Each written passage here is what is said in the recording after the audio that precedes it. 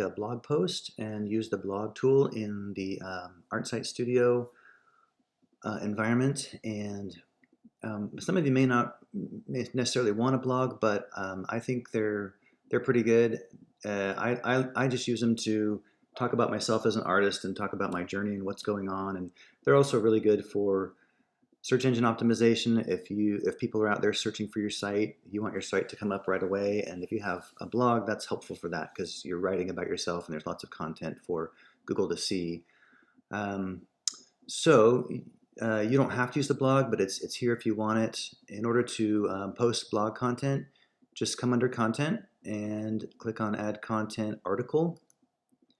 And I'll show you, I'm just going to copy and paste an article that I've already got kind of in the works here. So you can post up an image that goes along with the blog. And so I'm going to do this one. Did some plein air painting earlier this summer. And I always try to figure out how to spell plein air painting. But so make sure you have some alt text there. I'm going to throw in some body text here. And okay. And another thing you can do for this one, I'd like to put an image in here kind of in the middle of the text, and you can certainly do that. You have an image upload tool here, so I'm going to click that and find another picture to put in there. And when you drop it in there, you can put the alt text in here, my painting, and you can scale it from, I'm grabbing it from one corner just to scale it down or up or whatever you want to do there. You also have some alignment tools here, so you can adjust the alignment, like if you want the text to wrap around it on the right or the left, whichever way you want to do that, or just have it be in the middle. You can do that as well.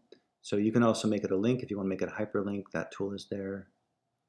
So anyway, lots of good tools here. You can also tag your painting. So you can just start typing in a tag to make, and you can add a comma and create a different tag if you want to.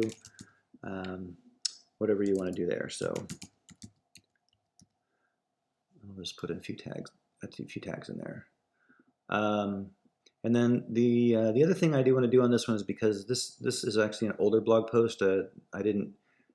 It's January right now, but I actually went out in the summertime and did this. So I'm going to change the date for when this blog is going to be posted. So I'll just put it on the 4th of 2023. And okay, and then I'm going to hit save. And oh, it wants me to put the time in there. I'll just put 10 o'clock. Doesn't really matter because I'm not showing the time, but put it in there. Okay, so here's my blog post, and you can see that that image that I have the text wrapping around it on the right, so that works well. This kind of main image always gets just anchored to the top left, so you don't have to really worry about that one. But and then if I go under the blog, go to the actual blog page now, you can see I have a couple blog posts up here now, and these are just, it creates little teasers of the blog post that that'll just be on this page automatically, so you don't have to worry about that. But you can also post these onto the home page if you want. You can have them show up underneath here. That's something you could do too. You might want to do that. You might not want to. And I'll show you how to change that if you want to do that. It's under Structure Block Layout. But I'm going to show you. I'm going to do a video on working with blocks so you get more information about that.